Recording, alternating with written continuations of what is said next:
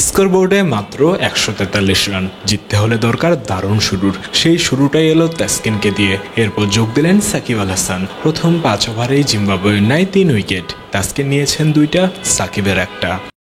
সাকিব আল হাসানের কথা আলাদাভাবে বলতেই হয়। 299 দিন পর খেলছেন জাতীয় টি-20 দলে। ব্যাটিংয়ে ভক্তদের করেছেন নিরাশ। বোলিং একটা জায়গা যেটাতে তিনি দারুণ কিছু করে দেখাতে তখনও সক্ষম। যদিও বল হাতে নেওয়ার আগেই অসাধারণ এক ক্যাচ নিয়েছেন, যা হয়তো সাকিবকে আত্মবিশ্বাসও জুগিয়েছে। বাঁহাতি ব্যাটারদের বিপরীতে বোলিং পারেন না এমন কথা যারা বলেন, সাকিব তাদের যেন বুঝিয়ে দিলেন সাকিব সবার বিপরীতেই সাকিব।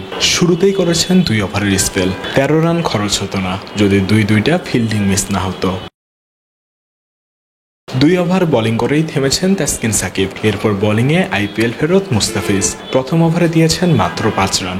এরপর অবশ্য তাকে থামিয়ে ক্যাপ্টেন বল তুলে দিয়েছেন তানভীর আর রিশাদের হাতে। 10ম ওভারে রিশাদের বলে তাহিদ হৃদয়ের ক্যাচ মিস, সেটাও আবার জনাথন ক্যাম্পবেলের। ওই ওভারে অবশ্য ক্লাইভ মাদান থেকে এলবিডব্লিউ এর ফাঁদে ফেলেছেন রিশাদ। জিম্বাবুয়ের 4 উইকেট। জিততে তখনও দরকার 63 বলে 87 রান। জিম্বাবুয়ের জন্য সেই রান অনেক। মুস্তাফিজ 2 উইকেট নিলেও এক পর্যায়ে যখন সিকান্দার রাজার দলের দরকার 24 বলে 41, তখনও টেনশন, কেননা ব্যাটিং এজে ছিলেন ক্যাম্পবেল। তিনি থাকলে এই ম্যাচ বের করেও ফেলতে পারেন। বরাবরের মতোই সাকিবের সমাধান। বোলিংয়ে এলেন, ক্যাম্পবেলের উইকেটটাও নিলেন।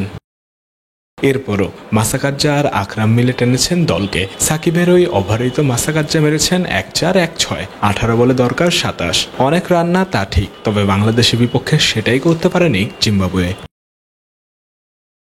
উৎস মাহমুদ, অলরাউন্ডার।